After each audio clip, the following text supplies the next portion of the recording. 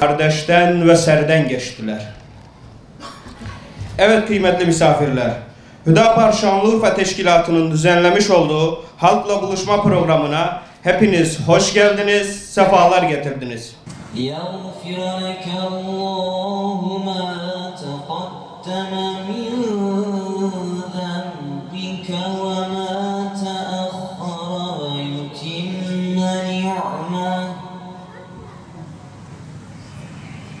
ويتم نعمته عليك ويهديك صراطا مستقيما.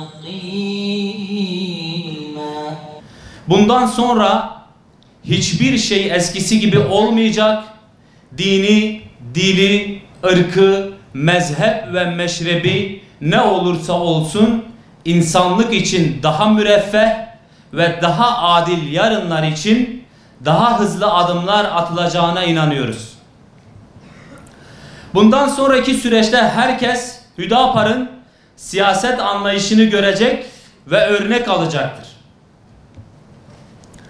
Türkiye siyaset sahnesine güneş gibi doğudan doğan ve bizlere gurur kaynağı olan Batman milletvekilimiz Sayın Serkan Ramanlı'yı tüm gençler adına selamlıyor ve hayırlı olsun dileklerimizi sunuyorum.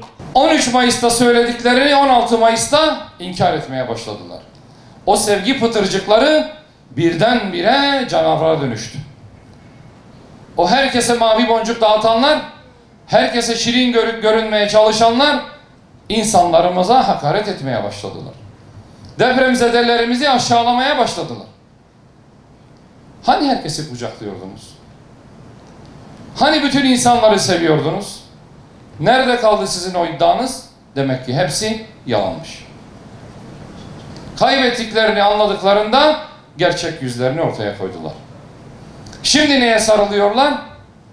Ne kadar muhalefet kesimi varsa ona bakanlık, buna ulufe, ona farklı vaatler, herkesi yine etraflarına toplamaya çalışıyorlar. Ama o kadar birbirine benzemeyen insanları bir araya getiriyorlar ki hiçbiri diğerinden memnun değil.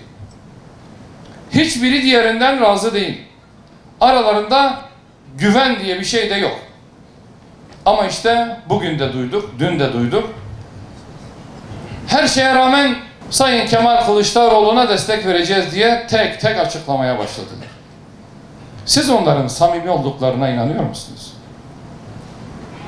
Tek bir amaçları var. Kaybedileceğini anladılar. Kemal Bey'in kaybedeceğini anladılar. Ama benden bilinmesin diyorlar. 28 Mayıs gecesi yaşanacak hüsran bana fatura edilmesin diyorlar. O yüzden her biri kendi pozisyonunu sözle koruyor. Ama millette öyle mi? Millet bu yapılanları, edilenleri görmüyor mu? Kendisine yapılan o manipülasyonları, o algı operasyonlarını, o yalanları sizce idrak etmiyor mu? Emin olun millet kendine siyasetçiyim diyen pek çok kişiden çok daha ferasetli, çok daha açık göz, çok daha iradelidir. Bunu 28 Mayıs'ta hepimiz göreceğiz inşallah. Emin olun hangi partiden olursa olsun, hangi siyasi görüşe sahip olursa olsun 600 milletvekilinin her 600'ü de bu milletten vekalet aldı. Şöyle veya böyle. Meclis çok renkli, çok dilli. Her anlayıştan insan var. Ama emin olun Türkiye'nin 2. yüzyılına yeni anayasayı kazandıracak irade de 28. dönem Büyük Millet Meclisi'nde inşallah olacaktır. Rabbim bize bu millete yakışan bir anayasayı hediye etmeyi nasip etsin inşallah. Bizler Hüdaparlı kardeşleriniz olarak hangi partiden olursa olsun ehli iman, ehli vicdan, ehli izan bütün o milletvekillerini tek tek dolaşacağız. Onları ikna etmeye çalışacağız. Milletin hayrına, milletin dinine, milletin dünyasına uygun kanuni düzenlemeleri de yeni anayasayı da bu millete kazandırmak için var gücümüzle çalışacağız. Bize göre siyaset hizmet etmenin aracıdır. Siyaset kibirlenmenin, ego tatmin etmenin aracı değildir. İnsanlar zamanla bizi tanıyacaklar. Bize hakaret edenler, küfredenler, iftira atanlar siyasi ahlaktan yoksun insanlar. Bu toplumda iyiler de var, kötüler de var. Herkes siyaseti bizim gibi temiz bir amaç için yapmıyor. Koltuk kapma için yapanlar var. Ayrıştırma için yapanlar var. Bizim inancımıza kökten reddiye sunan ve inancımıza düşmanlık edenler var. Nefsini kendine rehber edilmiş olanlar var. Biz herkesten olgun ve saygın bir tavır elbette ki beklemiyoruz. Sosyal medyada hele hiç beklemiyoruz. Orada ne idüğü belirsiz, hatta sahte hesaplar üzerinden paylaşımlar yapan insanlar var.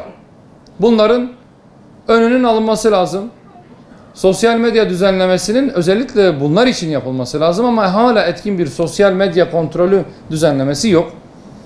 Buradan sansür edilmesini kastetmiyorum. Yani düşünce özgürlüğü her zaman olsun ama hakaretin bir düşünce özgürlüğü kapsamında değerlendirilmemesi gerektiğini de herkes bilsin. Caydırıcı tedbirler, caydırıcı cezalar bu tür ahlaksızca paylaşımların önüne geçer. Bazı televizyon kanallarında bizlerle ilgili ipe sapa gelmez iddialar dolaştırılıyordu. Birkaç televizyon kanalına ben de cevap hakkını kullanmak için katıldım. Oradaki gazeteciler yanlışlarının farkına vardılar, özür de dilediler ama bir akşam sonra başka bir televizyon kanalında aynı gazeteciler aynı konuda yine bildiklerini okumaya devam ettiler. Demek ki amaç hakikati öğrenmek değil. İyi niyet yok. Kötü niyetin olduğu yerde de siz insanları düzeltemezsiniz. Bir kısım insan gençliğin işte Z kuşağı hız ve has peşinde hiçbir şey dinlemiyor, disiplinli değil, eğitimli değil diye bizim zihnimizde bir şablon oluşturmaya çalışıyor. Muhatap olduğumuz gençlerin böyle bir gençliğin temsilcisi olduğunu bize kabul ettirmeye çalışıyorlar. Ben bunun bir aldatmacadan ibaret olduğunu düşünüyorum. Bence gençler eğitimlidir, birikimlidir, karşılaştırmayı bilir, zekidir, üretkendir. Tabii ki bizlerde olduğu gibi tembel genç de vardır, çalışkan genç de vardır. Ahlaklısı da vardır, ahlaken zayıf olan da vardır. Boşa zaman geçiren vardır, zamanını iyi değerlendiren vardır. Birikimli olan vardır, yüzeysel olan vardır. Ama bütün gençliği tutup da kötü şöhret üzerinden tek bir kalıba hapsetmek gençliğe yapılacak en büyük hakarettir. İnsanın doğduğu yerde doymasının imkanını sağlamak devletin görevidir. Doğduğunuz yerde doyabilmelisiniz. İşsizliği Urfa'da bitirmek lazım. Bunun için iş imkanlarını oluşturmak lazım. Urfa'da çok münbit, çok bereketli toprakları olan bir şehrimiz. Ama bunlar yeterince değerlendirilebiliyor mu zannetmiyorum. Bunu bütün bir nüfusa yetecek kadar belki bir tarım sanayisi, tarıma dayalı sanayi geliştirilebilirse herkes buradan doyacak aslında.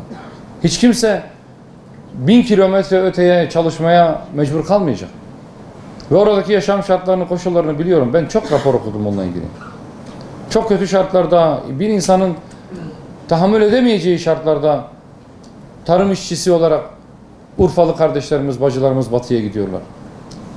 Ne kadar eziyetli olduğunu, ne kadar sigortasız, güvencesiz çalıştıklarını, ne kadar büyük eziyetlere katlandığını ben biliyorum.